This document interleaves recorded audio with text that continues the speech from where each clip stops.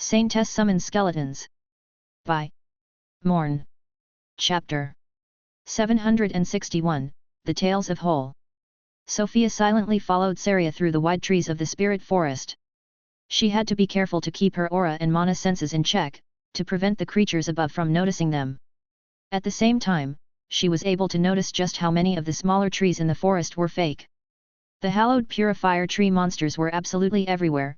The higher level ones were just very hard to notice, but Sofia had a better eye for it now than she had on her previous visit. At least they're not attacking, unlike the ones in the dungeons. Since they feed off of curses, it makes sense, I suppose. They would only attack when we get close to whatever they feed on. Still, since they're still here even after Zire is gone, there's got to be more cursed things around.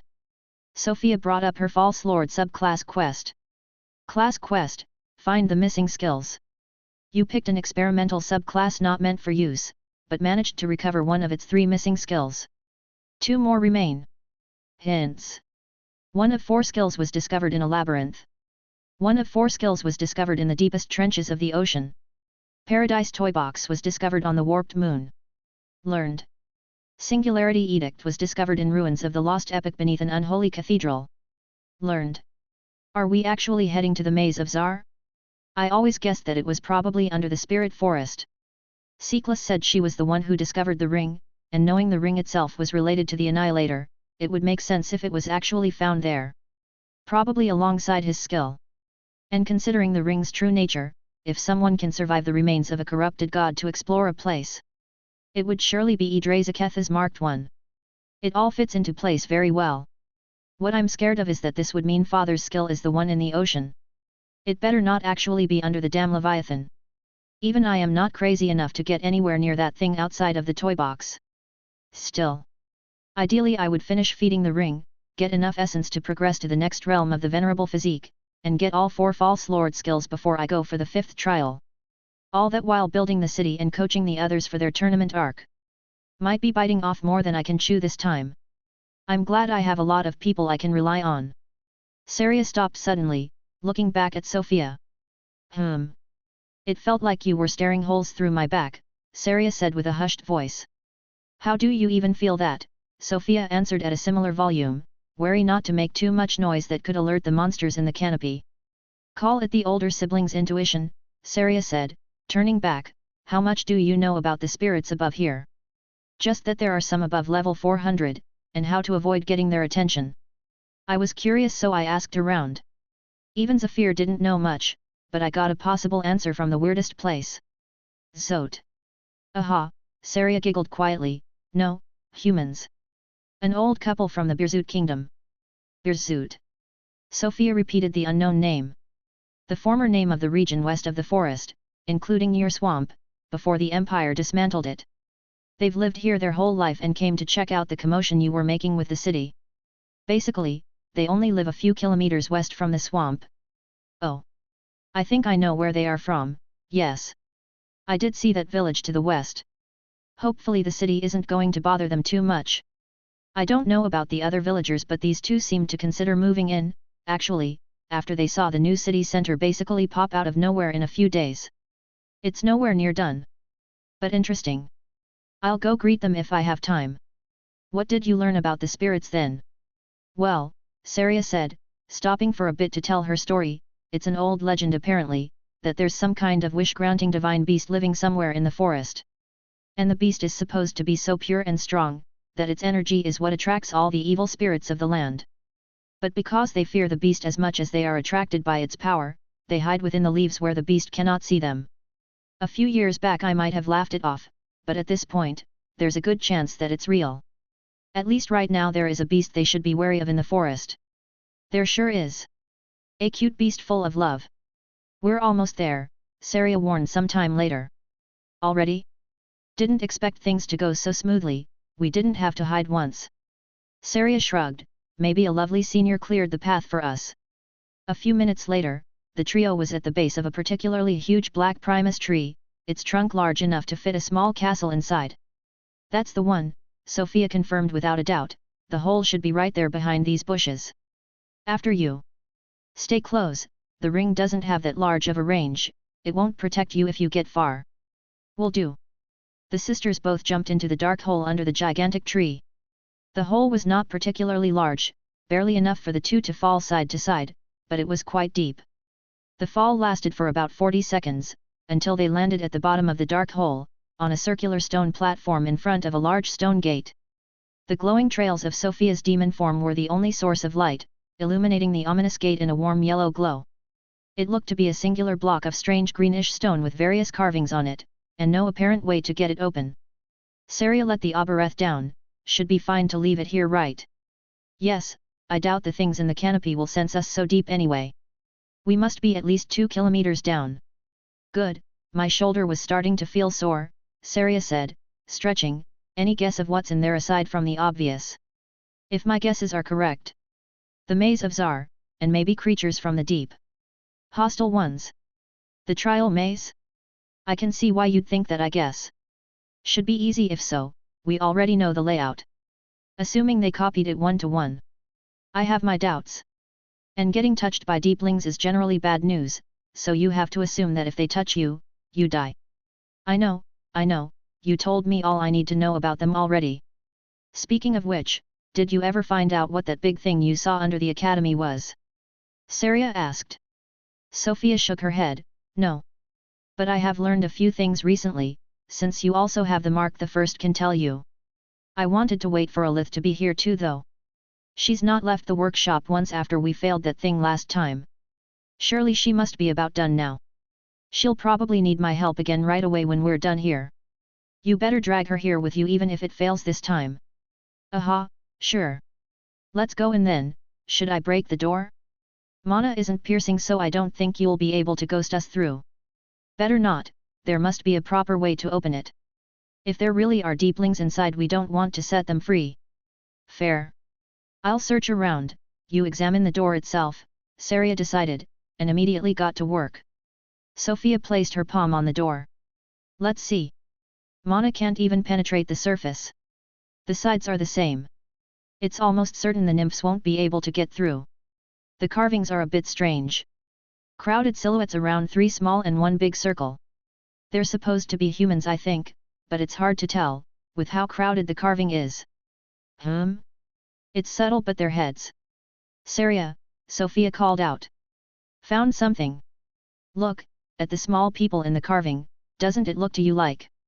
They're all looking in the same direction. Hey. Hard to say when they have no face. But it does seem like they're more or less all facing toward the upper right corner. Maybe there's a hidden button to press around there. I've pressed enough mana against the door that if there was any gap around the sides of a button I would have felt it, Sofia answered. But there must be something with that corner up there. It's just as crowded as the rest. Actually the ones in the very corner are looking back, no. Sofia took a few steps in the air to be at eye level with that part of the gate. You're right, they're actually not looking at the corner. They're looking at this guy, Sofia said, touching one of the silhouettes with a finger. But touching it doesn't do anything, it looks like. Not a button. Can't send mana in from there either. Pestle no see anything. It definitely feels like the carving is the clue to opening the door, Sofia mumbled. Everyone was silent for a few seconds. Saria took a few steps back to have a good view on the entire carving, a slight smirk appeared on her lips. I got it. Raria is genius. She's always been the smarter sibling. So, how does it open? Oh, I don't know that just yet. But I get the carvings and what to do next. I'll give you a hint, the image is not quite as stylized as you think. Some 20 years later we're back to playing riddles. Sofia quipped, not quite as stylized. The circles can hardly not be stylized, they're circles. So it's the people. There. Chapter 762, It knows. It grows. Ah, you got it already. Should have gone with a hint a bit less obvious. That's right, the silhouettes are sunless, Sofia completed. That's right. Thus is Cerberus Beta, Saria said, pointing at the larger of the 4 circles, and those are its 3 moons. Meanwhile all the sunless are looking at the 4th moon. Cerberus Alpha, the black sun of the spiritual plane. I was so convinced the nymphs wouldn't get us through I didn't even try. They probably won't be enough. Sofia summoned the graveyard nymphs, to see if they would be able to traverse the gate. While it quickly became apparent that they could not, one of them waved to get Sofia's attention and pointed at the center of the circular stone platform the group was on. The floor? Show me what you see. The nymph grabbed Sofia's shoulder, bringing her head into the spiritual plane. While the stone platform looked like a singular circular block of stone in the physical world, in the spiritual world of white fog, it was clear that the platform was made of two pieces. There was a smaller circle in its center. This must be it. Before Sofia even left the spiritual plane, Saria was already acting on the nymph's pointed finger and trying to dislodge the centerpiece of the platform, sliding a dagger on the ground trying to feel a gap she couldn't see. Let me do it, Sofia said, dumping some bones on the floor. I just need to create some suction. And pull. A circular piece of stone like a small stone plate popped right out of the ground. Its bottom side was painted pitch black. And we already know exactly where that goes, Saria said, looking at the black underside of the stone piece. Interesting little puzzle, but I'm not sure why you'd want that as a front door. Whoever built this place must have been some kind of freak. Sofia nodded, fair assumption, considering there's at the very least a dead god inside. She walked up to the gate and put the black disc against it over the spot the figures were all looking at. It's in place. Oh, it's tiny, but there's a hole Mona can slip through now, right at the center. That's it, we can just teleport through, Saria said before disappearing. Sofia held onto Pestle and teleported in tow. Oh whoa. This is really it, isn't it? Sure looks like it, Saria agreed. You can even see the astrite layer behind the broken bricks here, look. And there's the layer of whatever is blocking our mana beyond that, before another layer of astrite, if I had to guess. An underground fortress. But also a labyrinth. Did you read the books back then? Saria asked. Pestle jumped off of Sofia's shoulder and walked around while the sisters were talking. Books? I only really found one. The Great Hollow was the name, I think. With half of the Annihilator's simplified rune at the back.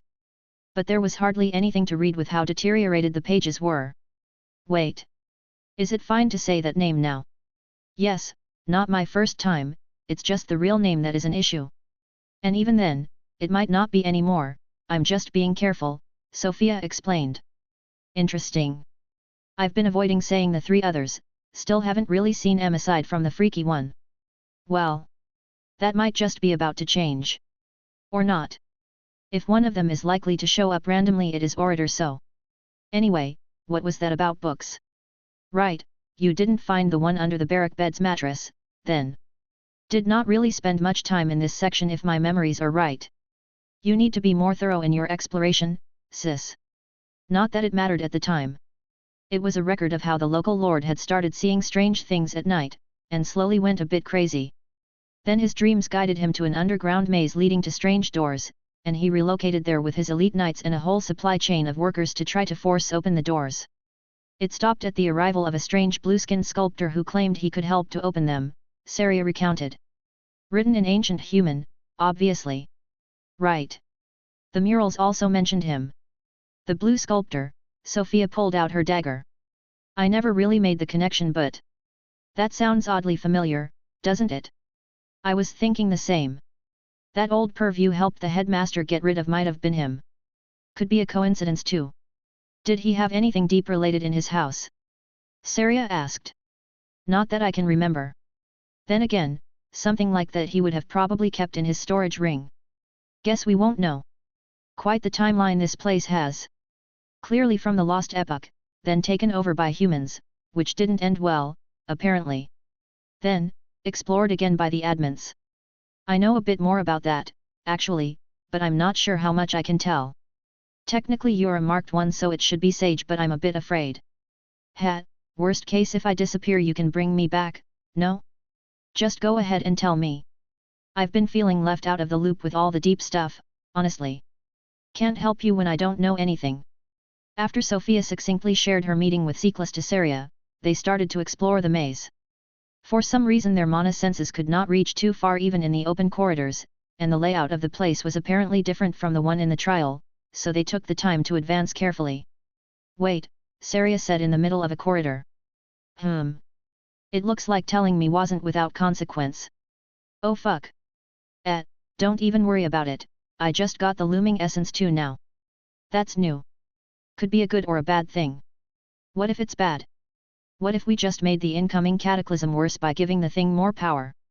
Saria shrugged, then we just gotta beat it up stronger. No way I'm letting my future ride on another dragon. Very kill. Pestle help, Pestle approved of the plan. Not all problems can be solved with a good beating, but that's a better plan than no plan, Sofia accepted. Don't sweat it, let's just focus on the exploration, yeah? I'm itching for a fight. After only a few more turns, the group started noticing roots piercing through the walls. Roots of the fake trees. It's really impressive that these things can just pierce through astrite walls like that. And for the roots to reach all the way here, the trees got to be fucking mass. Saria stopped in the middle of the word.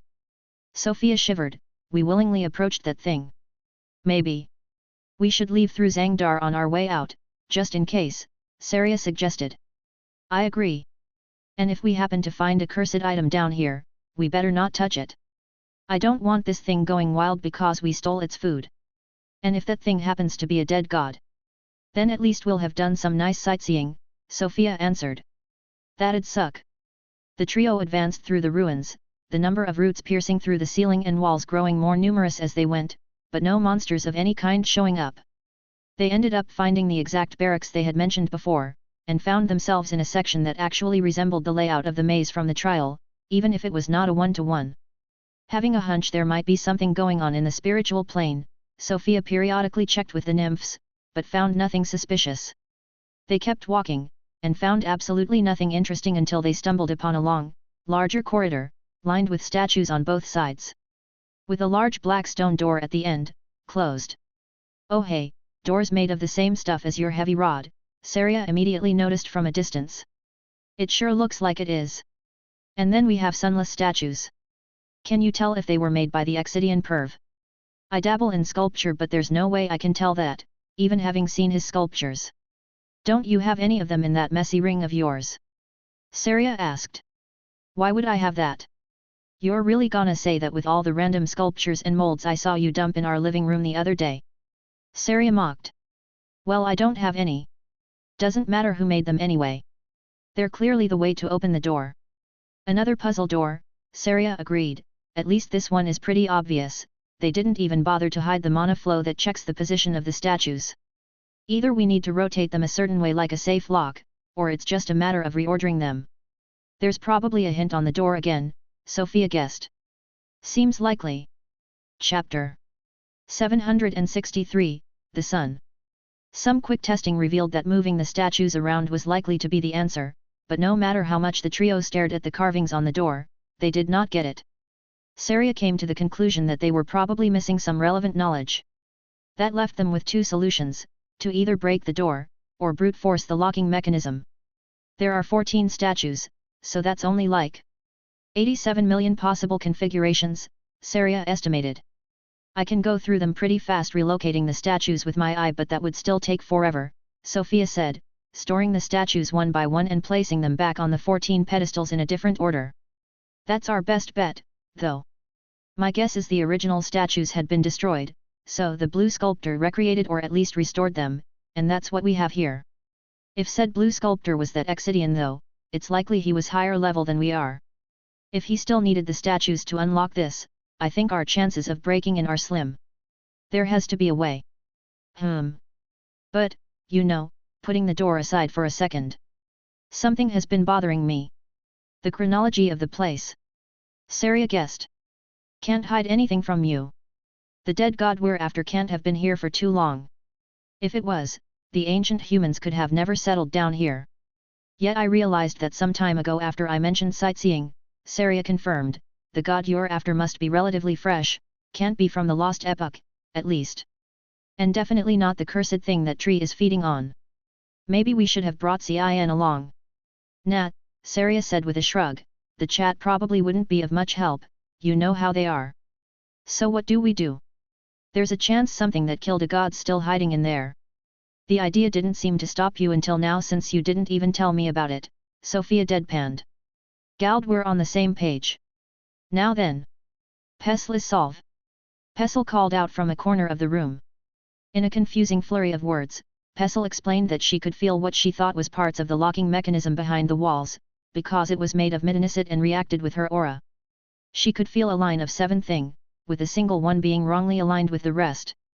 Removing the statues from that side of the room one by one, the thing aligned itself back when the sunless amalgam was taken off of its pedestal. This one is correct then, Saria noted, let's get this door opened. With only 13 statues to test, it wasn't long before Pestle warned the sisters they had managed to move another Midanisit chunk inside of the locking mechanism. The rest of the combination was quickly solved from there. Pestle moving to the opposite corner after one side of the room was solved to work on the other. A few minutes later, the last of the grotesque sunless statues found its place, and the doors slowly swung open without a sound. Behind them, Sofia could feel and see nothing but complete and utter darkness. "Can you see anything?" she asked Saria. "Not at all, no. Maybe Pestle can." "No see," Pestle denied. "It's the second time I encounter something like that in this forest. I may have just the thing we need, though. Give me a second. I'm sure I still have it around here somewhere." "Yes. Here it is. See, this is why I hoard items," Sofia proudly declared, a small candle holder in hand, a half-melted candle on it burning with an orange flame. "Right. Cin told me about that. It's from when you had to burn a library, right?" "Yet. I still have a book from back then I haven't had time to properly finish. But anyway, if I just send a little mana into the candle, it should light up white. Just like that. I haven't found a darkness that couldn't pierce through so far. Let's try." Sofia made a bone hand to hold the candle with, and held it up in the middle of the group with her aura. They slowly advanced toward the black veil, weapons at the ready. The strange darkness recoiled at the approach of the flame. The light did not spread very far, but a small bubble of warm candlelight was created around the trio as they engulfed themselves into the space beyond the doors. "The floor here is made of the deep black stone. I still can't feel anything past the light's radius. This is dangerous." "I'll take the lead," Sofia whispered, "since I have the philosophers." Saria silently nodded, while Pestle hovered above the candle's flame, looking around as if trying to pierce the darkness with her gaze. Just to see what she was working with, Sofia sent a bone tendril to probe into the darkness. Perhaps unsurprisingly, she couldn't feel the part that left the candlelight anymore, but when she pulled it back, it was still intact. So it's not like the darkness itself is dangerous, it seems like. Or not to bones, at least. On the other hand, the graveyard nymphs seemed unable to manifest at all beyond the doors. The group walked forward for what felt like 100 meters, seeing nothing but the perfectly flat black stone floor, before they found a wall. It was still made of blocks of black stone, but bore a few sculpted ornaments that were hard to understand. They seemed to be purely aesthetic geometric forms meant to decorate rather than having any meaning. Following along the wall, they found a window. A window. It was a narrow and likely tall stained glass window in tones of grey and tarnished gold. Since Sofia could only see the very bottom of it, she had no way to tell what it depicted. "I'll raise the candle a bit," she whispered to the other two. The candle floated up as much as Sofia could before it would put the group's feet inside of the darkness, which allowed them to observe more of the stained glass, and see that there was another one like it further to the left. "Some guy in armor, it seems," Saria said. "I wonder if he's supposed to be human or sunless." "What surprises me more is what I feel on the other side," Sofia said. "Doesn't it feel like the corner of a table with stuff on it? Since it's stained glass." "I'm guessing an altar," Saria said. "That would make this the back wall of a church. No wonder we found nothing for 100 meters straight. That must have been the middle of a street. Curious that it takes us to the back of the church, though, usually the main street would lead to the entrance. Then maybe we're at the back of the town. Unless I have a wrong read on this and this is just an underground church in the middle of an empty cavern. That's my second time finding an abandoned church plunged in strange darkness under this forest. Maybe this region is just very well suited to underground construction projects," Saria joked. "Let's backtrack a bit. We'll know right away if this is a city or a lone church." The group did just that, and straying from the straight path they had followed almost immediately led them to the discovery that this was, in fact, an entire underground city. Sofia abruptly stopped the two others when they neared the door of the first house they discovered. "Something moved inside," she whispered. The trio prepared their weapons and spells. They all felt it, something was behind the door. There was a click, and the door opened inwards. Sofia almost instinctively attacked, but as nothing happened, she held back. A sunless observed the group from inside the house. Their unstable shape was only vaguely human, a single cross-shaped red eye in the center of their head. It was unlike the one of every sunless Sofia had seen until now, which was always white. Judging from the mana it had, Sofia felt that it was probably around level 200, but it was difficult to tell. After a moment of tension, the sunless slid back into the darkness of its home, leaving the door open. What? Is it expecting us to follow? Is it going to call the guards? Should we escape right now? It was clear that similar questions were going through Saria's mind, when just 3 seconds later, the sunless came back. It was holding out 3 tiny red pearls in the palm of a grotesquely large 6-fingered hand. Does it want us to take that? The sunless just wordlessly held out the pearls, not taking a step out of his home. Wary of a trap, Sofia passed her scepter to her left hand, and very slowly held out her right arm. The sunless did not react. She carefully grabbed the pearls, almost expecting the black hand to close around her wrist, but it did not. Once she had the pearls in hand, the sunless stepped back into the darkness, and the door was silently shut from inside. What the fuck? Saria identified the pearls and shared the description before Sofia could even turn around. Bead of Dawn. Allows one to see and be seen. Consuming 3 beads will lead to irremediable consequences. Chapter 764, The World. Saria held out her hand. Gimme one. You've already decided you're going to eat it? Sofia asked, the beads firmly in her grip. Consume 3 and you can't reverse the effects, right? That means whatever happens, a single one is safe. But if you're really worried you can let me hold the stone while I eat it. That would be preferable. It won't work for Pestle, though. Leg is leg, Pestle not harm, Pestle confidently assured her with crossed arms. Maybe I should have come alone. All right. Let me get the stone out, we'll take the beads together, Sofia decided. Really? It'd be safer to let me try alone first, Saria said. And what, let you deal with whatever comes next alone?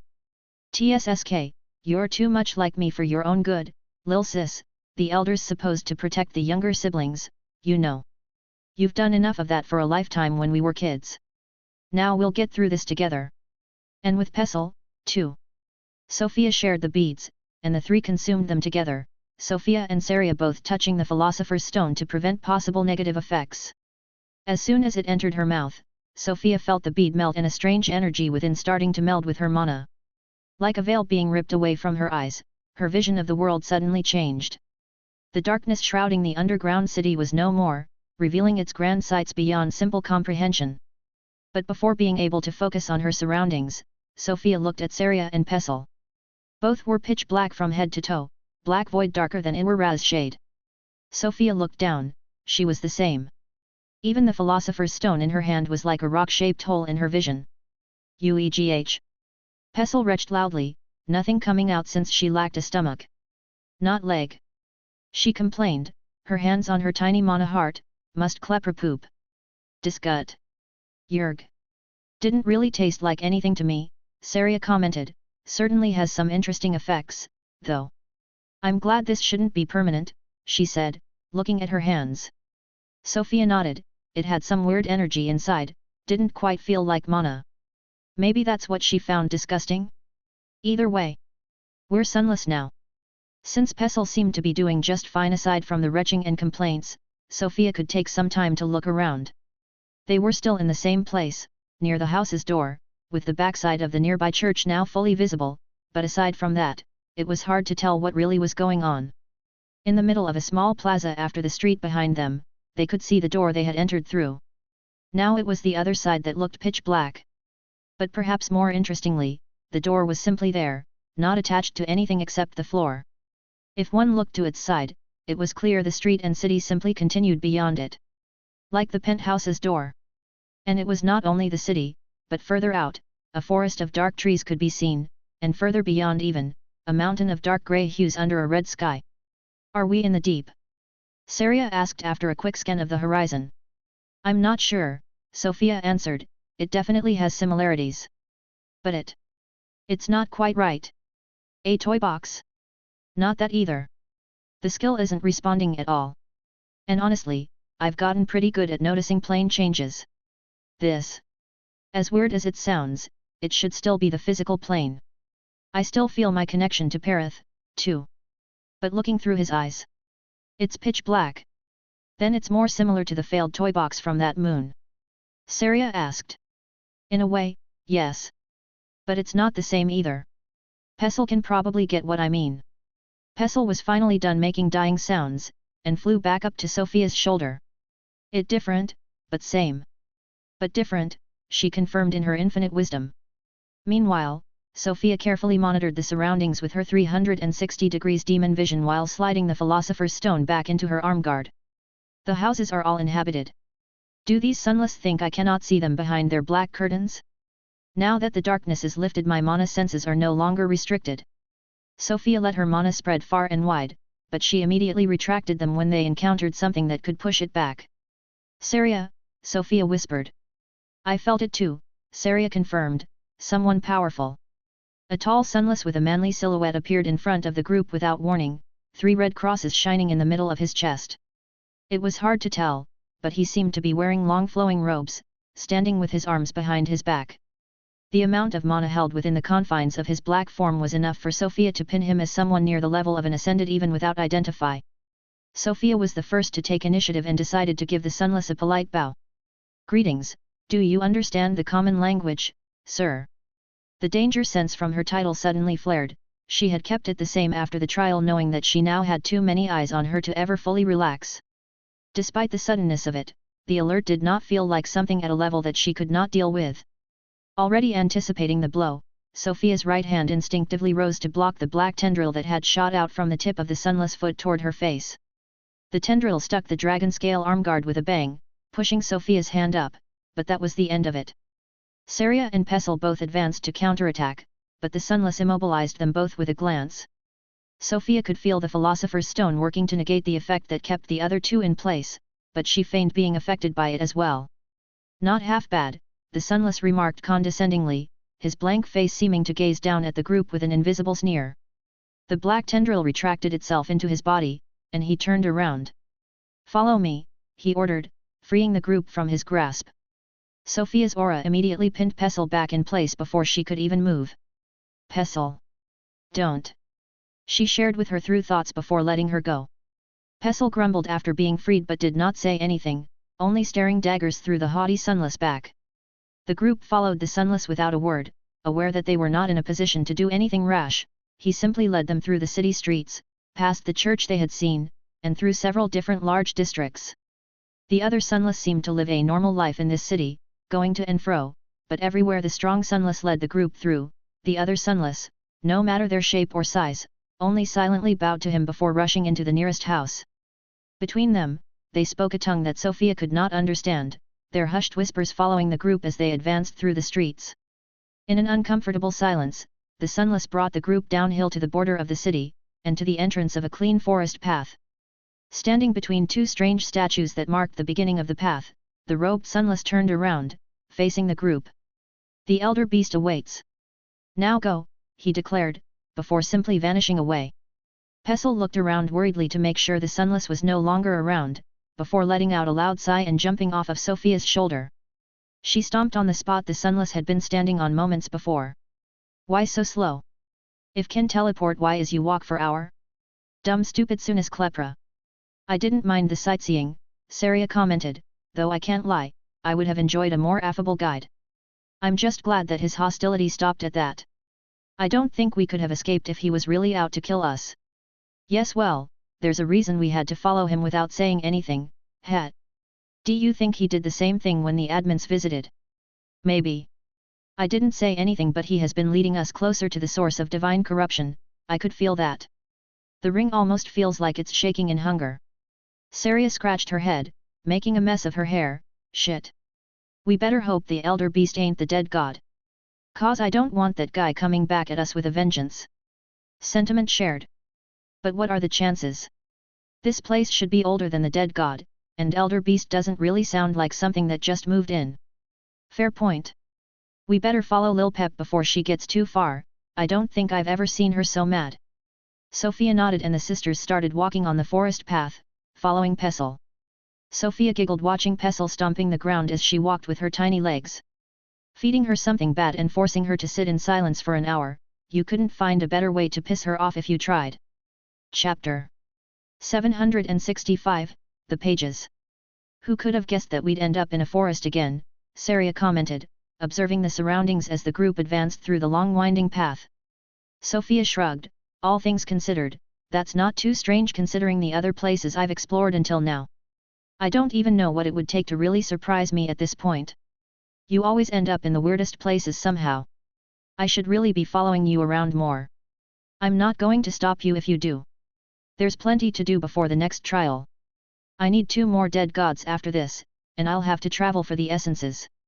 Saria nodded, guess I'll help keep you company, unlike you I basically have nothing pressing to do these days. Didn't you have some secret project with Everell? Oh, that, yeah, her idea actually.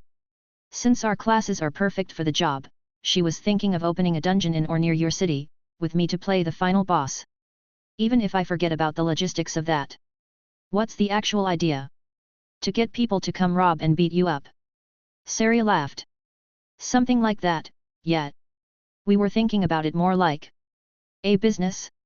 Anyone up to our level can pay an entry fee and come challenge the dungeon. Everell can adjust the difficulty to their level.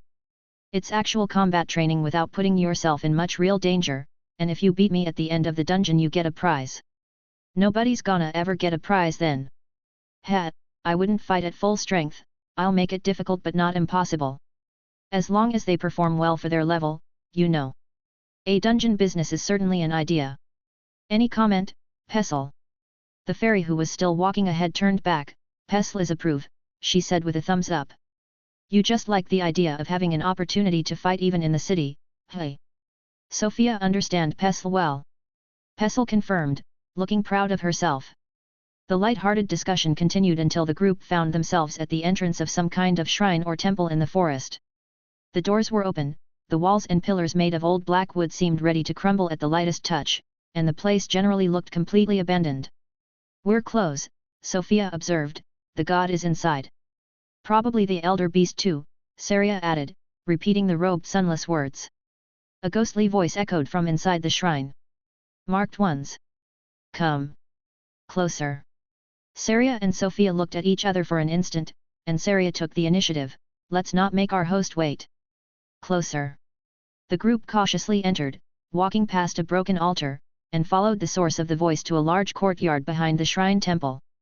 A gigantic sunless creature was wrapped like a snake around a strange monolithic pillar pulsating with shifting runes. It was the exact same kind of incomprehensible object that she had once seen during her short battle against Orman Cletha's envoy in Sun's temple. The sunless itself was hard to describe, if anything, Sofia would liken it to a smoothed-out kleptra with a long neck, but it being almost completely pitch-black made it hard to even understand properly. Entire lines of red cross-shaped sunless eyes covered its body, with a much larger one sticking out of its head like a strange frontal mask. The long neck of the beast stretched out to bring its main eye closer to the group. The lords have claimed more marks, it confirmed, its large eye observing the trio from up close, before pulling back. The end comes again. You mean the looming? Saria asked, completely unfazed by the creature's strange appearance. If that is what you want to call it, the beast answered, the red crosses on its body shrinking and expanding in rhythm like a breathing organism. Why have you entered my sanctuary? Sanctuary? He must mean the entire place past the door, not just this shrine. We are searching for 2 things, Sofia answered, one is a spell schematic left behind by the lords, and the other is the corpse of a dead god that I can feel somewhere nearby. God? The beast asked in incomprehension. Gods are fiction. There are only people in the universe.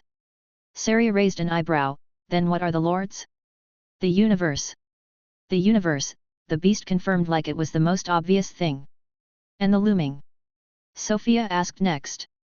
The universe. So the universe is in conflict with itself. Reassuring, Saria commented. Deadly conflict exists everywhere, even in the cells of your own body. How do you know all this? Sofia asked, seeing that the beast seemed to be agreeable with answering more questions. The universe told me. The lords did, then? Sofia pointed at a round stone arch behind the creature's pillar. Maybe you don't call them gods, but I can feel the corruption oozing out from the corpse we're looking for from this arch. From the arch, you say? The beast repeated, looking back at the stone structure. The fiend, then? It is there, yes. It was no god. How did it die? Saria asked, is there an issue with us taking it? It attempted to shatter a mirror and paid the price. You may collect the remains. A mirror, that's what Orator called the toy box on the throne, I'm pretty sure. The skill we are after, right? A mirror of the universe. It has been entrusted to me. Answer my questions correctly and you may look at its reflection. Riddles, really? Alright. What happens if we answer incorrectly? Saria asked. For each question you get 3 attempts. Fail and you will not be allowed to gaze upon the mirror's knowledge. I suppose that's fair. Is there a time limit for our answers? Sofia asked. None. Yet your time is ticking. My sanctuary corrupts. Stay too long and leaving will no longer be an option. Such is the price of sanctuaries. That sounds awfully like the Hidden Moon's light world. How long do we still have? Saria asked. Minutes. The beast answered without any sense of urgency. Minutes. Please get on with the question right away, venerable elder beast. The beast seemed to have been waiting for this moment. It raised its long neck, and deployed large black wings that hid the red sky. First question. Saria Afinareth. How many have you killed? The expression on Saria's face changed to a rare one of surprise. It knows our names. How many have I killed? How many what? The beast stared silently. We don't even know if we need a precise number, the answer just needs to be correct, Sofia quickly analyzed. I know, do you mind if I use up our attempts, Sofia? I trust you more than I trust myself. Saria nodded, and answered the beast, 386. That much. The elder beast's neck stretched again, its large head coming up close to Saria as if staring right into her soul. Incorrect, it stated, its head returning into position. 2 attempts left. It's not how many people, then, Saria said with perfect composure. My second guess is 12,653,020, she said, reading a number off of an invisible system window. All my kills including monsters, since level 1, she explained for Sofia and Pestle. Again the beast's long neck stretched, and again, incorrect. This is your last attempt. The mirror will be lost from all of your sights. Well, this might end sooner than we expected, Saria said, turning to Sofia, any ideas? I still have a few guesses. I do, probably the same ideas as you. I would have started with the same guesses, too.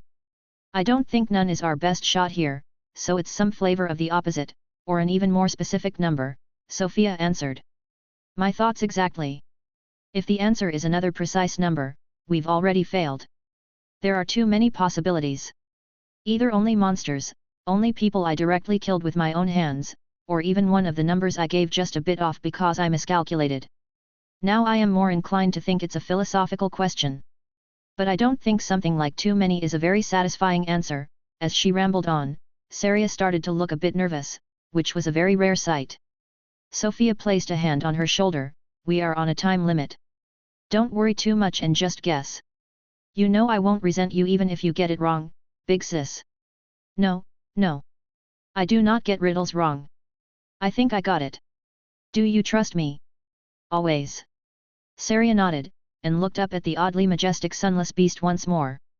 The answer is, more than I could possibly know. The beast's neck stretched once more, it came closer than ever before, the red cross of his head only millimeters away from Saria's face who stood still like a rock. Correct. It finally announced after a nerve-wracking suspense, its head taking some distance again. His black wings started to expand, covering more of the red sky, before stopping after a few seconds. Cells, possibilities, people, futures. You have killed countless and will kill countless more. Such is life. Second question. Pestle, page of Ivravth. What is your purpose? Chapter 766, The Fool. Pestle purpose. Pestle repeated, seemingly more surprised to be asked a question than by the question itself. Pestle is do thing. Often leg, she proudly answered right away, hands on her hip bone, purpose is do thing always purpose. The beast's neck elongated, approaching, it stared right at Pestle. Why staring? Pestle not is dating. The beast's head twitched ever so slightly. And pulled back. Correct, it announced, sounding almost annoyed at having to say it. Its wings expanded even further, covering the entirety of sky, plunging the forest and temple in a strange darkness where only the red crosses on its body illuminated the shrine in harsh red light. The universe gives life no inherent meaning. You are the cause of your own actions. Purpose is what you make it. Third and final question. Sofia. Where is this sanctuary? Where? Sofia repeated, this. There are 1,000 valid answers to that. We should probably try one of the obvious answers first, just in case, Saria quickly decided, but I doubt this would be it. The answers to the 2 previous questions have been more on an existential level. Maybe it's an abstract, the answer could be safety or something in that vein. I'm not sure, Sofia continued, it could just as easily be an actual spatial but broader question. Asking what plane it's in, for example. But even if it's an abstract answer, that leaves plenty of possibilities. Maybe even something like in a curse, considering we still have yet to find what the tree feeds on. Pestle think maybe answer somewhere. If it's able to escape the supposedly universe-wide cataclysm, then nowhere would be more likely. Outside feels like an idea, too, Saria continued, expanding on Pestle's idea. Deep in thought, Sofia bit on her nails, an old habit that did not resurface too often anymore, but that she consciously noticed this time, as she was still in her demon form with long claws and teeth. I'll start with confirming that the obvious answer is false, Sofia finally decided. This sanctuary is on Viliadran, deep under the spirit forest. The elder beast skipped the whole thing with the extended neck and replied right away. Incorrect. A few minutes and 2 attempts left. Your time runs short. Shit. Starting to panic, Sofia ran through 1,000 possibilities in her head, and came up with another answer that she felt was a gamble but had a good chance. It was a deeper version of the outside guess. Beyond the primeval void, Sofia guessed. She had done some research on her own skill, the venerable physique of the primeval void, and confirmed that the primeval void was another, older name for the margin. More exactly, it referred to the unobserved parts of the margin, where things cease to exist. In a way, it could be argued that it was probably outside of the universe. Incorrect. Last attempt. The beast solemnly announced, its body contorting further around the obelisk. This shouldn't be too hard. The answer has to be right under my eyes like the 2 other questions. What am I missing? Saria tapped on Sofia's shoulder.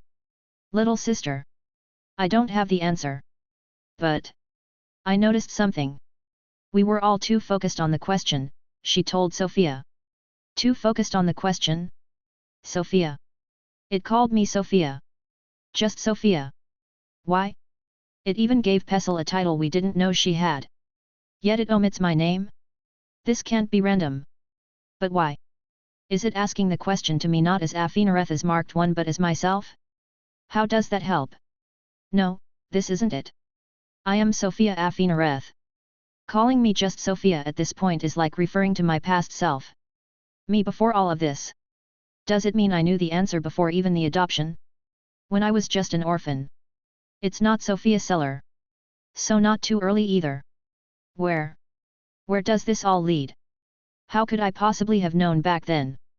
Am I overthinking this? I need to hurry. I can't fail now. So close. And this is my only chance. What a nightmare. Shocked by her own thoughts, Sofia looked back up at the contorted sunless beast whose wings covered the sky. The misshapen creature had turned the red sky dark. It dug up old and blurry memories that Sofia had long done her best to forget. This is a nightmare. Correct. The elder beast answered, as the entire world around the 3 women turned to cold black ice. The temple, the obelisk, the trees, and their leaves, all turned to ice. The beast itself was nothing but an icy statue, and behind it, the gate opened showing a lone steel in a black void, and the black ice statue of a winged woman, her hand raised tower the steel. Fate is imbued in all things. It is both condemnation and opportunity. We are those who would fold it upon itself. Proceed. The corruption does not reach inside. The trio rushed inside, and the gate disappeared behind them, leaving them in the black void. You have some explaining to do, Saria said. Sofia looked around, but could not see her. They were all still tainted black like the sunless, making them completely invisible in the black void, but Pestle was soon visible, her tiny form contrasting against the legs of the frozen deity. Not very leg, she commented, poking the ice with a finger, which made a crystalline sound that echoed through the void. Explaining is. So. I used to have a recurring nightmare after the day we got separated. The main thing that always woke me up was that you were swept away by the waves, and I couldn't catch you. But even though it's very blurry in my memory, I know the rest of the nightmare was always exactly the same. There were some strange beasts all around us. And a red sky that slowly turned black. I'm pretty sure now, that the elder beast was one of the creatures in that nightmare. Though in it wasn't what made the sky black, I don't think. That does explain your guess. It leaves a few holes but we can work that out later. At least I know where you're coming from. Now that you mention it. I've had a pretty similar dream on occasion, I think. But I wouldn't really be able to describe any of it. Just that it always left me feeling empty, Saria said, sounding more and more confused the more she spoke. Sofia. Raria. Why talk? Time is leg. Pestle called out, pointing at the writing on the steel. There were only 3 words at the top, words of defiance, and under it, a strange spell schematic that followed absolutely no logical mana pattern, and looked more like an incredibly complex labyrinth's map. Sofia almost thought that it was, in fact, a map, until she felt Mr. Scribe start to engrave it in her blueprint. A new, 1-word skill appeared in status, under the subclass category. Extinguish. At the same time, Pestle confusedly mumbled something. Halt? What halt? Rock is insulting Pestle. Halt? Sofia asked, where? Pestle turned back to look at Sofia, Ack. Sofia not see. Is rock magic say halt when Pestle try? Not understand why. I see, Sofia said, the spell I got is extinguish, the steel says words of defiance. It looks like everyone gets a different word. Saria. Well, I don't know. You see how complex the damn thing is? It's not that easy to wildcast. Raria not Fey 1, very not easy. Pestle agreed. Right. I'm the only one with the subclass. I'll let you work on it then, I need to deal with this ice statue anyway. I'm guessing touching it will send me into another stream of memories.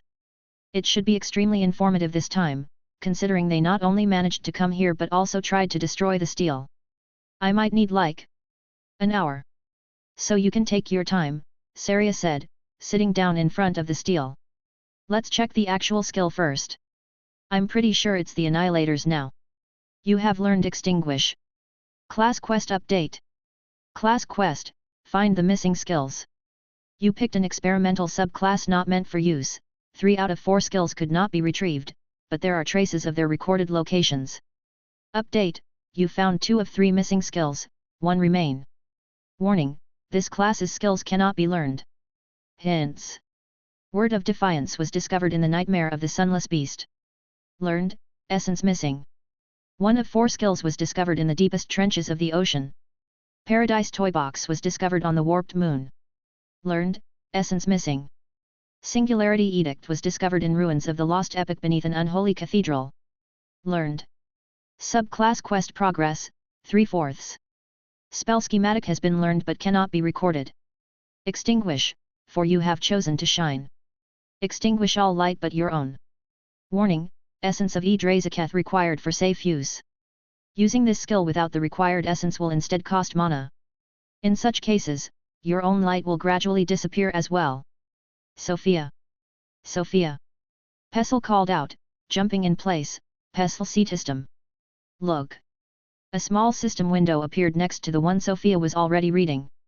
Halt, for you have chosen to never stop. Halt everything but you. Warning, essence of Edrazaketh required for safe use. Using this skill without the required essence will instead cost mana. In such cases, your own mind will gradually halt as well. Chapter 767, The Hermit. You will have to be careful while using that, Sofia noted, looking at Pestle's new skill, it looks like it could be dangerous. HMM, Pestle understand. Sofia not worry. Pestle not is Sofia, not kill self, she enthusiastically affirmed. Can't really argue with that. Well, watch over me while I let the ring eat, alright. Pestle protect, the fairy declared, bringing out her golden knife and fork out of nowhere, brandishing them like war weapons. Thanks, Don't leg anything while I'm out, all right? Sofia said, observing the frozen deity. No leg. The dead god frozen in dark ice had the appearance of a strict woman with sharp features. Her clothes were imposing but simple, they gave her the aura of a leader, someone with authority. She looked fully human aside from the 2 pairs of feathery wings behind her back, with no trace of her divine rune anywhere. As her extended hand seemed ready to cast a spell and blow up the steel, her expression oozed with both rage and sadness. It looks like she did not even realize she died. Sofia quickly shot a glance back at Pestle. Halt, right? What a terrifying way to go. Raising her right hand toward the frozen goddess, Sofia could barely control her hand as the ring pulled itself toward it. Her hand touched the goddess' shoulder, and Sofia's mind was pulled somewhere else altogether. She had been anticipating it, but it was still disorienting. Living the memories of someone else, her own thoughts nothing but a blip at the back of her own mind. Sofia focused, she hoped to remember as much as possible. To discover who that goddess was, and why she would try to erase the mirror left by a lord. The memories started in a great blur. Faces, places, melding into each other. Humans, lots of them. They had lived among humans, as one of them. Then something changed, gradually the memories became clearer. A king, a throne, a court. The goddess was playing chancellor. By the side of kings and queens. Generation after generation. She watched with satisfaction and pride as the kingdom grew. There were conflicts, some terrible, others less so, but the goddess was true to her role, not once did she join the battlefield no matter how much each loss hurt her. She was the kingdom's wise and unaging chancellor, nothing more, nothing less. Until one day, a cloaked man came to seek an audience. Not with the king, but with her. They exchanged hushed words that Sofia could not hear, but when the man left, the goddess was no longer the same. No matter what she did, the cloaked man's warning occupied all of her thoughts. In moments of joy, of pain, of rest, she could never forget it. She looked at her kingdom with dread and anxiety. She was afraid that all she ever prided herself in, all that she had built, was destined to soon crumble. The anxiety simmered into a vivid fear. The goddess sought out the man again. There the memories started to contort. It was almost impossible to see or understand anything coherent, but every so often, they would align into an image. A picture, here and there.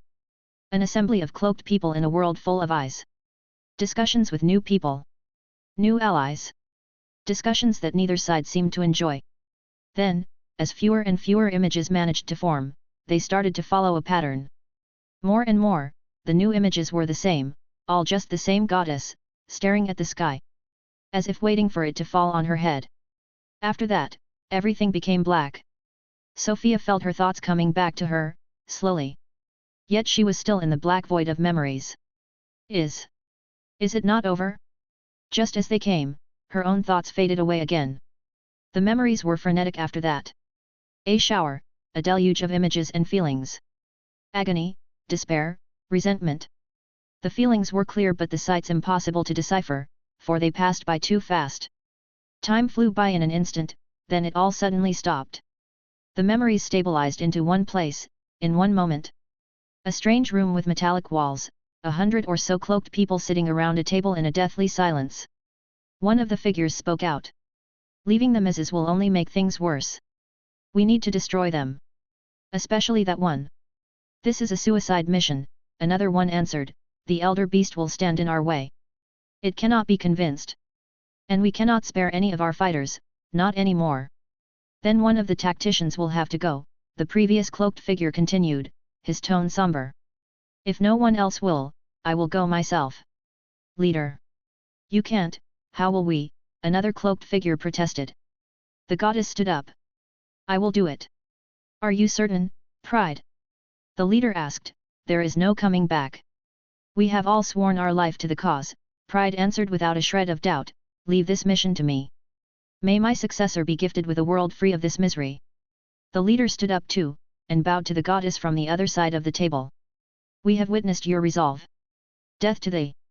The memories abruptly stopped. Sofia was back in the black void, Pestle and Saria next to her. Under her hand the ice statue of Pride crumbled. Chunks of ice fell, one after the other, bursting open on the strange, undistinguishable floor of this peculiar space. That was the end of a goddess, gone from this world, leaving nothing behind but melting ice and an unfinished mission. Oh, hey, look who's back, Saria called out, learned anything new? A few things, Sofia answered, looking at her finger that was wearing the ring. Now it only needed 2 more dead gods, and Sofia would have earned Yggdrasil's essence. After all of these memories, as they slowly started fading away like a dream in the morning, she only had one thing in mind. Death to the what? Why would it stop there? I'm missing something crucial here. Who was that cloaked man in the beginning? Why was a huge chunk of the memories just missing? And who were all of these people? Fighters and tacticians. Saria pulled Sofia out of her thoughts with a pat on the back. Well, you'll tell me when you're done sorting it all out, I guess. Anyway, we're done here. Not sure I like what I got out of it, but it certainly has some interesting implications. Look at that. Forget, for you have chosen to never stop seeking truth. Erase a memory for everyone but you. Warning, essence of Yggdrasil required for safe use. Using this skill without the required essence will instead cost mana. In such cases, some of your own memories will be erased as well. A higher number of your memories will be erased after each use. I see. I get it now. Interesting implications indeed, Sofia commented. A big organization, seemingly with the ability to stop time, the ability to erase me from everyone's memories. An organization with enough power and influence to try taking over the system. Let me tell you what I saw. Sofia shared the memories of Pride with Saria and Pestle. Saria was quick to come to the same conclusion. The cloaked people, whatever their ultimate goal was, were their enemies. The very same ones who sided with scripture, the ones who had tried all they could to stunt Sofia's growth. Going as far as kicking her out of the third trial and erasing her from the memory of the world. The voice with a clear disdain for the lords. Saria even pushed the reflection further. Sofia. I think I know these people's name. You do? Yes. I don't even need to tell you, if you think clearly with less on your mind you will notice right away. But 2 words. War contribution. Sofia understood right away. It had been there, right under her eyes, ever since she had left the penthouse. War contribution board. The Watchers. Top contributor, Seekless. Your contribution points? None. It all lines up, Sofia muttered. You said the crazy dragon was chasing a traitor, right? I think we for sure know where from, now. The kind of people who would infiltrate even the system from the inside to try to take it over. The kind of people who can get even archangels and gods on their side. But more importantly, the kind of people who would use the Lord's mirror against their marked ones. Traitors, not even to us, but to the universe itself. The Watchers. Pestle called out to the 2 sisters from the top of the steel. Raria think too much. Sofia worry too much. If we strong, traitor is kill. Very no need brain. Now time for out. I am die from boring. Right, about that. How are we supposed to leave? Sofia asked, looking around, seeing nothing but the stone steel, and an infinite black void. Chapter 768, Endgame Gear. Oh right, we already found the way out. Well, it wasn't very hidden, Saria, walking around the steel, and coming back with 3 blue pearls in hand. There's a bowl full of those just there. I can't believe I didn't notice that. Here's the idea of it, by the way, just about what you'd expect. Bead of Twilight. Allows one to return to darkness. Consuming 3 beads will lead to irremediable consequences. The 3 beads thing must count both those and the others, Sofia said. Yeah, we can leave, but if we ever come back we'll be trapped in the sanctuary forever probably. Or I'm overthinking things and it just makes us permanently sunless. Probably both. Sofia guessed, either way I would rather not find out. Saria tossed a bead to Sofia and Pestle, and launched the 3rd one in the air, letting it fall back into her mouth. Bitter she had time to say, before she just simply disappeared. Guess we're about done here, Sofia said to Pestle, let me grab a few more of these and let's go. Sofia grabbed a handful of blue beads, throwing a side glance at the abereth that silently floated next to the bowl, and ate one of the beads. Strange taste. The world seemed to fade to black even more than it already was, until light returned, and Sofia found herself at the maze of Zar's entrance, at the bottom of the hole under the great tree. Not where I expected to be, but it's nice not to have to walk back, Saria commented, interesting that the black sun is back into the floor, someone cleaned after us it looks like. Likely a sunless if I had to guess? I wonder what Everell would think of this whole thing. Those sunless were different, too, with red eyes instead of white. Is that why you grabbed all of those? Saria asked, looking at the extra beads in Sofia's hand. We don't know if they are anywhere in the sanctuary except for behind the steel. If we ever need to send someone back there at least we'll know they have a way out without needing to go through the whole 3 questions thing, Sofia explained. I thought you wanted to reduce the clutter in your storage ring. Doesn't mean I'll stop picking up useful st. Sofia stopped mid-word, seeing Pestle and Saria flinch and looking behind her. Sofia sighed, well, at least the description wasn't lying, I really can't escape the Aberrath. I almost struck the damn thing, it just appears out of nowhere. No spatial ripples, nothing.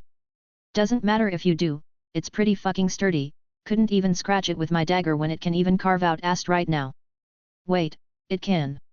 Yeah, it's still not easy or fast, but it can, Sofia confirmed. Tried it on mithril. Like paper as long as it's not too thick, Sofia said, same for unenchanted mithrium.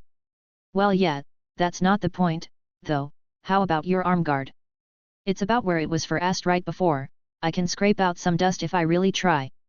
Damn, maybe it's about time I try to upgrade my weapon too. The sisters continued chatting on their uneventful way out of the forest. The building that looked closest to completion of the entire city was Aretti's forge and workshop. Sofia had lined up the materials and the systems a certain Saintesmancer's helmet enchantment guidebook in front of Aretti's. Will you do it for me, Grandma? Aretti's stared at everything with narrowed eyes. 2 kilograms of mithrium, some leftover Adamian steel, your own bones, an ingot of high-purity gold, a block of midonicite, some ley line bark. Then Victory's crown and the saint headband. And then this book. It's not even a matter of will I, but can I? This is the kind of project I'd planned for a century before even entering the workshop. Does the book not help? It makes things worse, if anything, to fit even half of the enchantment matrix described in this thing. I'll need a lot more than this. More. Ahaha. That's right, sweetie. It might look like you already have enough materials to make 3 helmets, and you do, if I just make you a basic mithrium helmet. But this is never what anyone seeks to do with mithrium. I'm not making a helmet, I'm making the thing that will stay on your head until the day you die, or become strong enough that dying is no longer an option, Aretti's explained with conviction. What? What do we lack, then? First and foremost, a piece of your soul. That should be easy enough, Sofia answered with a nod. And then? How much money do you have? Sofia directly summoned her money box with all of her stones. You sure made out of that trial like a bandit, Aretti's commented with a smile. She grabbed the 2 largest stones from the box, 2 old stones. This should be enough. The question is, do you want to invest that much into it? 1 expensive helmet, Sofia mumbled, thinking about it, 400 million gold coins into 1 piece of equipment. Not the most someone's ever spent on a helmet. But probably not far. Mine is probably worth 2/3 of that, if I were to sell it. So, what do you think? What would we even use the money for, can I know? Sofia asked. Of course sweetie, one is to buy some royal kleptron wax, which is probably the only thing that can weld mithrium, dragon scales and astrite together properly. The other is to buy a phagiid filament. I'll probably have to haggle a bit for that one to work, actually, Aretti's explained, an elbow on the table. W8 dragon scales? Astrite. Sofia repeated, confused. What? Did you really think I wouldn't pitch in? Come on, kid, I'm not that greedy. Why, you're already making it. For free. Aretti shrugged, isn't that what family is for? Did you make me pay for the new workshop? Sofia was left speechless, almost feeling the tears well up in her eyes, when someone else waltzed into the workshop. Does that mean I also get the service of the Bone City's best blacksmith for free? Saria asked with a wide smile. Aretti's rolled her eyes, shooing Saria away with a wave of her hand, truly the most shameless creature to have ever lived. You've already not been paying. Oh. Wait, that's right, Saria answered, acting as if she'd just realized that fact. So, what's a phagiid filament, anyway? If you just wanted to insert yourself into the conversation you could have just done that, Aretti's said with a smirk, it's the organ the bigger Phagiad used to concentrate energy. We only got a few from their last full-scale attack, and most have been used, so they are pretty expensive. As for why exactly we need it, we can talk about it again when you learn to handle Mithrium enchantments. Bet, Saria answered, so, lil sis, are you paying? Money is meant to be spent, Sofia said without a second thought, though this is getting me thinking. Maybe we could make the most expensive helmet. Throwing more money at it is not going to help you much. I already have everything I could need aside from those 2 items, Aredes said with a raised eyebrow. What do you have in mind? Well, we could make it a divine item, Sofia suggested. Not something I have much experience with, but that is a possibility. The crown of victory already relies on victory's essence, however. Even with it not being a part of the item itself, it will be an issue, unless you use another one of his, Aredes analyzed, seriously considering the idea. I was thinking more along the lines of having it be balanced with an opposite recessed, Sofia explained, bringing up the set of her Shroud of Sorrow and the Wheel of Progress she still needed to find. That could work, Aredes said after reflection, but not only will you need to convince the recessed in question, I will have to learn how to handle it. And this is after you determine which recessed's essence it is you will use. It cannot be just any one, it has to be conceptually similar or opposite, and of similar power. Sofia turned to look at Saria. I get it, Saria said, turning back, I'll go get Cynthia. As Saria left, Aredes started storing everything away, confirming another time that Sofia was fine with spending the 2 old stones. By the way, Grandma. Is there any way to know what exactly the final effects of the helmet will be with stacking all of those enchantments? Perhaps, Aredes said with a mad grin, and I will not be telling you. Now get to work getting the last ingredient, she said, throwing a flask in Sofia's direction.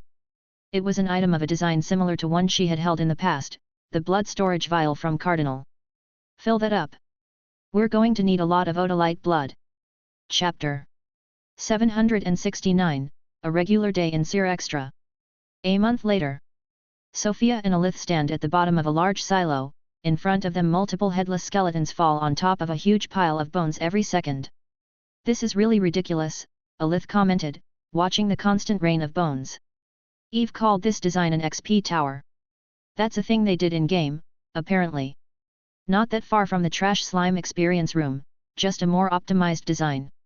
How many skeletons do you have up there exactly? About 300. And you still run out of bones every day? Alith asked. Because it's a swamp, the foundations need to be very tall to prevent flooding, apparently. Also it makes it easier to add basements and dig a sewer since I can just carve out the bone foundations, Sofia explained, I just have to follow the plans I'm given. Still crazy.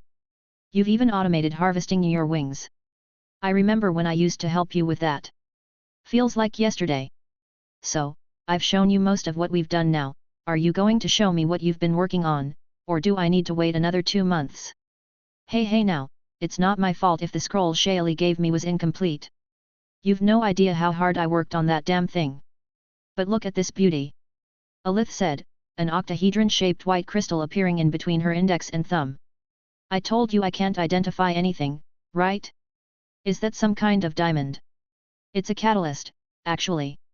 Had just enough reagents left from the Cerberus Mountain Elemental to make 3 of them. You can have this one, Alith offered, handing out the tiny gem to Sofia. A catalyst. Sofia stopped the bone device on her back, which was automatically swinging her dagger around to cut off her wings every second, and grabbed the dagger out. Just about fits in there, that's lucky, she noted, pushing the catalyst inside of the dagger's slot. Doesn't look too out of place. Don't remember the dagger having that hole though, Alith noted. Yet it's new, speaking of which, I need you to give me your weapon so I can give it one as well. My staff's new catalyst is... it. TSKK, I'm not really allowed to give details because of the sensor. Basically it can enhance any weapon, permanently. Oh shit, that's nice. Well, about my catalyst though, feel anything different about the dagger? Alith asked. Not at all, no. Well, that's normal. Now, what you need to do's very simple. Summon a sprite, but you need not to pick which one you summon, very important that you let the highest affinity one come by itself. If not, the effects are worse, Alith explained, demonstrating by summoning a fire sprite herself. Oh, you know how to do that, now? Sounds like you've been hanging out with Shaili more than I have.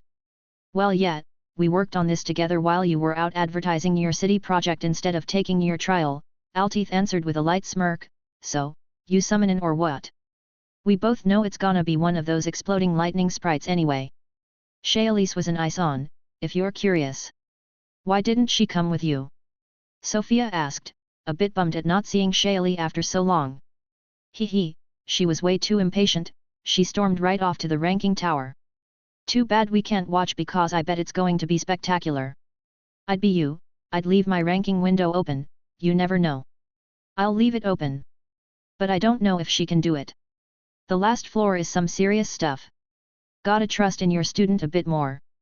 Speaking of, Bookie said you wanted to train me. Not just you, since you go in the 4th trial as a group, I was thinking of training you, Iwarat, Eve and Asti, so you can crush this thing. There's a reward you'll really want in there, but you need to perform at least as well as my sister to get it. That one might be hard. Sara damn beast, you know? Spending all my time cooking up potions and crystals in a lab hasn't really helped me keep up. I'll make you. Parith seemed to want to be the one to coach you actually, we'll see when IWA gets here, shouldn't be long now, he was coming but stopped midway, probably stumbled upon some old dungeon if I had to guess. Alitha's eyes darted around as she opened up a few system windows, oh yeah that's totally it. Damn, that kill log is crazy, he's been hunting thrombers, looks like. You. Yeah those things sound disgusting from what I recall. Back to the subject though, summon that damn sprite, Sof. Right, it has been a while since I did this. Let's see which one comes out. Sofia raised a hand and wildcast Call Elemental Sprite. A dot of faint grey light materialized next to her hand. It made strange clanking sounds, and seemed to be rubbing itself against her palm like a cat looking for attention. Hey, never seen Shy summon one like that. A musical sprite. No, Sofia denied, as she rapidly came to terms with the absurdity of the thing she had just summoned. Using nothing but her aura, she moved the tiny sprite around. This. I think it's a bone sprite. Oh, yeah, right, of course, that makes sense, Hua. Bone sprites don't exist, Sofia. Didn't, Sofia corrected. After Sofia played around with the bone sprite, she finally had it enter Alitha's tiny catalyst, and Alith finally shared the item's identify. I don't even know what to say. Have a look at mine and Shy's while you're at it. You tell me if you think it was worth the months of work. Sprite Dwelling Catalyst. Binds with a sprite to grant different effects to a weapon. The better the user's affinity with the sprite type, the greater the effect. Alitha's Fire Dwelling Catalyst. Effect: attacks and spells using this weapon deal an extra 23% of damage as fire damage. Weapon must be charged with mana or be able to gather fire essence from nearby sources. Shaili's Ice Dwelling Catalyst. Effect: attacks and spells using this weapon inflict build of Curse of Freezing. Weapon must be charged with mana or be able to gather ice essence from nearby sources. Sofia's Bone Dwelling Catalyst. Effect: this weapon is an inanimate skeleton. Sofia stared at the description window then at the thing she had just created. So that's what it does. Yeah, I don't know what to say either. Yours and Shaili's are really good, yours especially. Mine. I'm not sure. It probably gets the regeneration from your aura, Alith said. Yeah, I've never seen it even get scraped though. That being said, it probably gets the stat buffs from both Runeforged Overlord and Paritha's Sanctified Grounds. That might make it sharper? Maybe it can actually cut through Astrite easily with everything combined? We'll have to try. I don't think it can use my aura's other effects though. Aside from being 150% sturdier I assume? At this rate this dagger might be as sturdy as Auntie's unbreakable sword. Alith took out the rapier in question, speaking of which, think your catalyst will be able to upgrade it? If it gets a catalyst slot I could actually use it as my main weapon and not just a parrying sword. Let's test it right now. As it turned out, not even Ormancletha's unbreakable rapier was able to avoid the power of Anna's catalyst, and it received not only a catalyst slot, but also greater flight speed as its random magical effect. Alith was flabbergasted at seeing the unassuming crystal carve a hole inside of the sword not even Aredes had managed to damage, but Sofia was not too surprised. I mean, that thing worked on both Paritha's light sword and my invoked spine of the Black Sun weapons. It literally gave my invoked weapons a new effect, so yet. If you want to know, we even tried it on armor pieces with protruding spikes and kitchen knives. Anything that can remotely be called a weapon gets slammed. Look, even that damn thing got a catalyst hole, Sofia said, grabbing the arbaleth that floated behind her and pointing at a small divot in the black stone near its top. Are the fourth trial's rewards all this good? Alith asked, wide-eyed. Not all. But some. You're motivated for the training, now. Ah, Sof. You should know, I already was. Well, don't get too excited yet, we're not even done. Doppel, are you awake? The black stripe of clothing answered, seemingly just waking up from hearing its name. Ever got a taste of mithril-coated mithril armor? Chapter 770, Continental Disaster. A few days later, Sofia was with Iwara and Aredes in her workshop, standing around a mannequin wearing the work-in-progress mithril helmet. If we want to make it a divine essence, the essence needs to be bound now, Aredes explained. Are you certain sorrow's essence is compatible? Iwara nodded, indeed. Victory is elation at something you achieved, while sorrow is generally pain at something you could not prevent. They could not be more opposed concepts. How do we do it, then? Sofia asked. We only need prepare the recipient, and our merciful mother will do the rest. Iwara said without a shred of doubt, I shall do it right away, assuming you have a suitable receptacle prepared. Aredes nodded and dumped a few things on the table, not too sure what works best for sorrow, so take your pick. Sofia was not too sure what she was even looking at. There were claws and other monster parts alongside a collection of jewels and rocks. Iwara seriously looked them over one by one, letting his hand slowly glide through the air above them. After some hesitation, he grabbed a tiny fingernail-sized black feather. This one seems most compatible with the essence, he said. The deathbird crest feather? Not what I would have guessed. I only got one, are you sure you won't ruin it? Aredes asked. I have ample experience working on that scale, so you need not worry. It will only take me a few hours to engrave the necessary rituals, assuming I am not interrupted. Let's go to Zangdar, then. There isn't a calmer place to work, Sofia declared. We'll be back in a bit, Grandma. Go ahead, I will be preparing the odolite pit in the meantime, sweetie. Iwara spent the next 3 hours in Zangdar, working on the feather at a microscopic scale, looking at it through a dozen glass lenses. He very carefully engraved it with mana blasts directed through a thin golden needle that he needed to replace every few minutes as it kept melting in his hand. I'm surprised you had all this already prepared, Sofia commented as Iwara wrapped up his work. Why, there is nothing surprising about it. These are the same tools I used to engrave people's skin with, for the storage magic of my time. Now these rings do the same thing, he said, raising one of his fingers covered in multiple rings. The engraving work on those is thousands of times smaller and more precise. The work of a true master. No wonder Richard has a monopoly on those. So, now this feather is ready to receive Mother's essence, just like that. That is right. The hardest part in the making of a divine item is most often convincing the divinity of giving away the essence itself. In your case, Mother was always intending to give you 4 more, so you would hold more of hers than of Son's. No convincing needed. Wait, 4 more. That. Can she afford that? Son is fine because she's a celestial god, isn't she? Wouldn't that put Mother in a bad position? Iwara warmly laughed at Sofia's worries. Your concern is commendable, Lady Sofia. Yet our merciful Mother is brighter and wiser than I could ever hope to be. Were she here right now, she would tell you that it is not a child's lot to worry about their parents. Hopefully you're right. Do you know anything about that feather, by the way? Iwara shrugged, his jewelry clinking together. I have not heard of the deathbird before, but much can be inferred from the name and the feather alone. No reason to speculate, however. Master Aredes can surely sate your curiosity on the front. True. Give me a second to check on Rem and we're out. Take all the time you need. When Iwara and Sofia returned to the physical plane, the minuscule feather briefly shone with a cold light. Transfer successful, Iwara noted, the feather carefully resting in the palm of his hand. Just like that. Yes, the essence will stably rest in there until the day this feather is destroyed. Now the brunt of the work, making sure our Mother's power is channeled and used in a fitting way, is all in the artisan's hands, he explained, nodding at Aredes who just entered the room from outside. This is new territory for me. It might take some time. Beyond that, Are you satisfied with the design, Sofia?